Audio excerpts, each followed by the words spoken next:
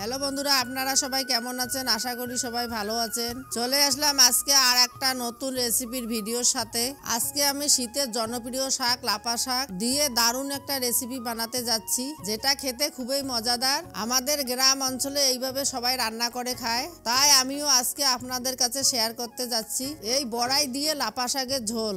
একবার এইভাবে বানিয়ে খেয়ে দেখুন তো। চলুন তাহলে বেশি দেরি না করে ভিডিওটা তাড়াতাড়ি শুরু করি। আমি ক্ষেত থেকে তাজা লাপা শাক তুলে নিয়ে এসেছি, সাথে শাকগুলো ভালো করে বেছেও নিয়েছি। বাছানো হয়ে গেলে শাকগুলোকে ভালো করে ধুয়ে নেব। তারপর একটা প্লেটে কিছু কুল বা বড়াই নিয়েছি। আপনারা এটাকে কি বলেন অবশ্যই কমেন্ট করে জানাবেন। আমাদের এদিকে কুল বা বড়াই বলে। এগুলোকে ভালো করে ধুয়ে নিব। ধোয়া হয়ে গেলে একটা শিলনোড়ার উপরে দিয়ে ভালো করে থেতো করে নিব। থেতো করে নিলে অনেক ভালো হয়, এর টকগুলো ভালো করে বাইর হয়ে যায়, তাই একটু থেতো করে নিবেন। তারপর উনুনে একটা হাঁড়ি বসিয়ে দিয়েছি। আমি এই রেসিপিটা হাঁড়িতে বানিয়ে নিব। এখানে কিছু কচি রসুন দিয়ে দিব। রসুনগুলো দেওয়া হয়ে গেলে সর্ষের তেলও দিয়ে দিব।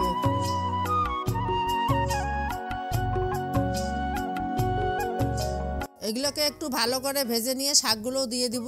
আমি তাড়াতাড়ি করে শাকগুলো দিয়ে দেই। শাকগুলো দেওয়া হয়ে গেলে স্বাদ অনুযায়ী লবণও দিয়ে দিব। তারপর শাকগুলোকে ভালো করে নেড়ে নিব।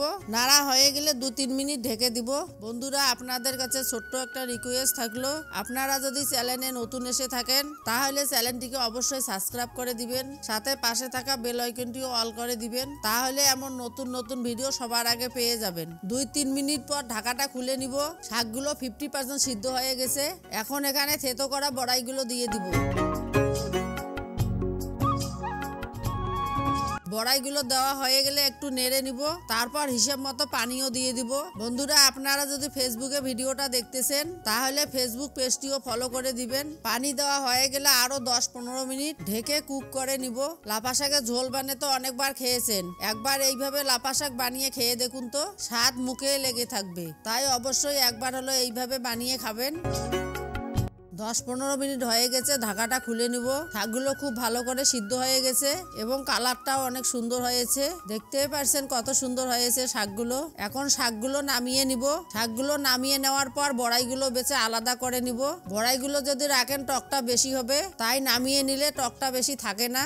আর যদি আপনারা একটু বেশি টক খেতে চান তাহলে বড়াইগুলো রেখে দিবেন। আর যদি আপনারা কম টক খেতে চান তাহলে বড়াইগুলো শাক থেকে আলাদা করে দিবেন। এখন উনুনে একটা কড়াই বসিয়ে দিব। কড়াই গরম হয়ে গেলে তেলও দিয়ে দিব। তেলগুলো গরম হয়ে গেলে রসুন আর কাঁচা লঙ্কা দিয়ে দিব। এগুলোকে ভালো করে ভেজে নিব।